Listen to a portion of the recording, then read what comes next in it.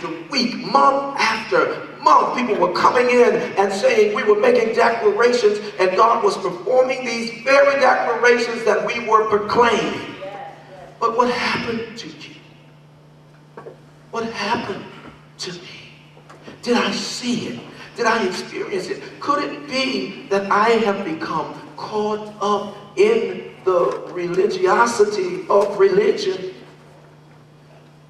And I'm not having a real relationship with God, and I'm not really connecting with what He's speaking prophetically to the body. And so He says to us in this season of our lives that this is our season of unlimited breakthrough. Now, when the Lord began to impress this word in my spirit, it challenged me. And let me tell you why it challenged me. Because I pretty much grew up in the church. Any other church babies in here? You grew up in the church? And if you're not, it's all right. I grew up in the church. In all my church life, I heard this word breakthrough.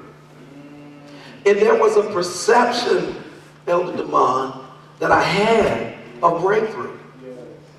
My perception of breakthrough, based on what I saw around me and what I heard people saying, was that breakthrough meant I was going to come to church and I was going to dance and shout and dance and shout, and automatically God was going to work some things out.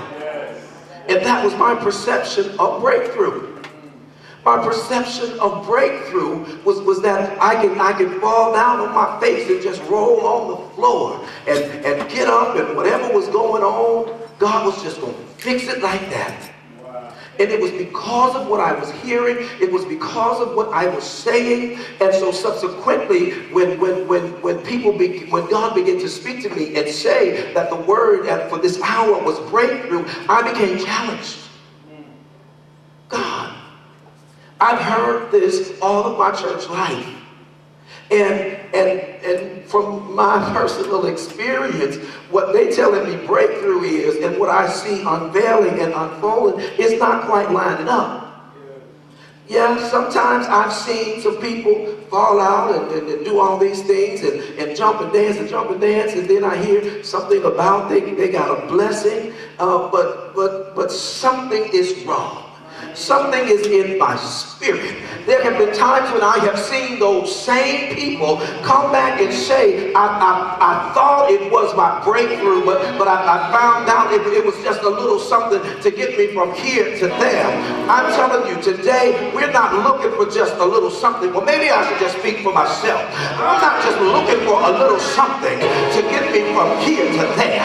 I'm looking for something that is going to advance me and take me to the next level of my life, because I'm tired of going around in a circle and making 2 steps forward, and the next thing I know I'm getting knocked 5 steps backwards. I'm looking for a breakthrough. I'm looking for something that is going to thrust me into the next phase of my life, and I'm determined that I'm not going to stop until I get it.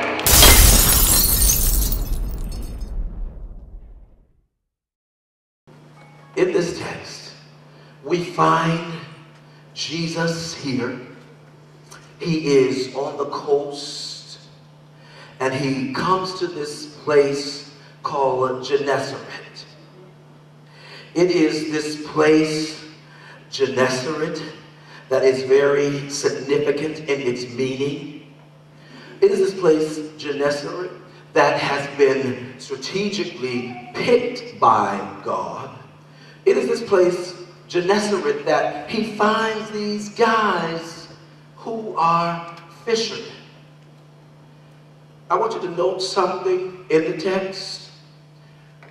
These guys that he finds and he chooses to do something for them are busy.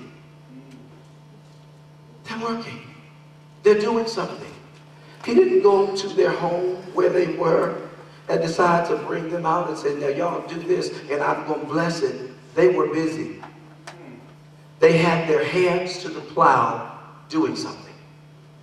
The text says that he gets to Gennesaret, and all of these people are pulling on him for ministry. Well, I need a word. I need a word. They say that you're the Messiah. They say that you are the spoken one. Oh, they say that you heal the sick. They say that you make the blind eyes to open. Jesus, Jesus, give us something. Jesus, Jesus, speak a word to us. Jesus, Jesus, lay your hands on me. Can you imagine all of this going on, and then the crowd noise that's taking place? And Jesus enters the scene at Gennesaret, and he begins to teach. It is significant, again, that we understand that this place is by design, and that this place has a purpose and a meaning. And in order to do that, we have to go a little bit deeper than what we see on the surface. Can I share with you what this word Gennesaret means? It means that this is a place of fertility and beauty. Gennesaret, Gennesaret. A place where Jesus comes and people are pulling on him, trying to get something from him, and they have all gathered at the place of fertility and the place of beauty. They have all gathered as it relates to what the meaning of the place is. This is a place that is fertile. This is a place where I can plant something and I can receive a harvest from this place, because this place is fertile. Jesus sees these two boats sitting to the side, and then he begins to set his boys up. Tell your neighbor, it's a setup. He sees these two boats, and he says, yo, Simon, that boat right there, can I have it? I got all these people pulling on me. They need a word, and they're just too close up on me. They're just too close up on me. I need to back up a little bit and go and deliver this word. So he says, yes, yes, master. They take the boat. He tells them to push it back a little bit. He takes the boat, and he begins to teach and share with the people and meet the need of the people. The text does not clearly state to us how long it was. But I'm imagining, can you imagine thousands and thousands of people following and wanting to hear a word from him, and Jesus has to take his time and just minister this word. And just from the perspective of a minister, many times when you minister like that and people are pulling on you, then you leave that situation completely drained. Anybody know what I'm talking about? You just drained to the max. So Jesus teaches the people, and imagine him in a partial weary state, and maybe even total weary state. He says to Simon Peter, he says to them, so what are you doing? Standing by the lake, these fishermen. And the text says that they were washing their nets.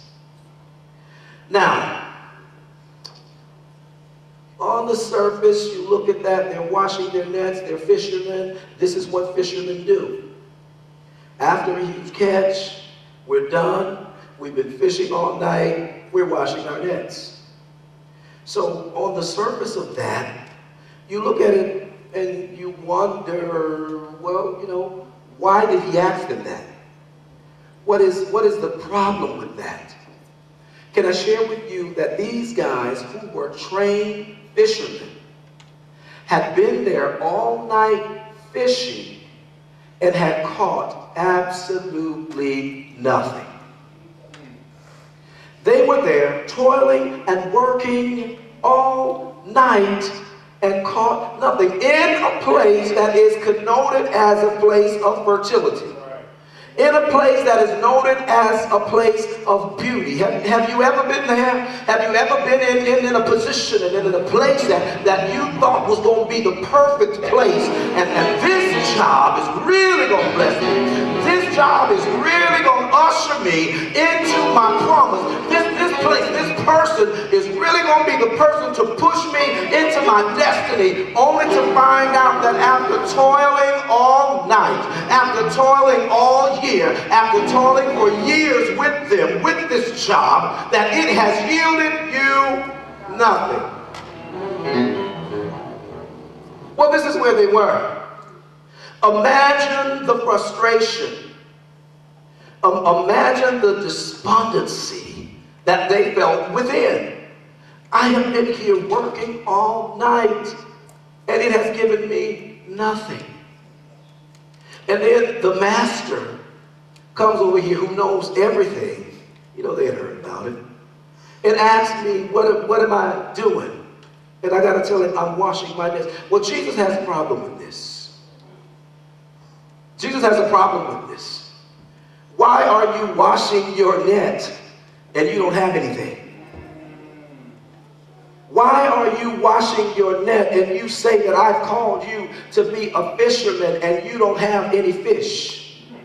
Why are you washing your net when you say, and it is so because I spoke it to your spirit, so I know it. When you say that I was going to bless you and make you the head and not the tail, and that I was going to bless you and give you your own corporation, and that you would be able to employ people, and that people would be running to you saying, I need employment. Well, why are you washing your net and you don't have anything yet? Why are you washing your net when you have not seen the promise of God come to pass?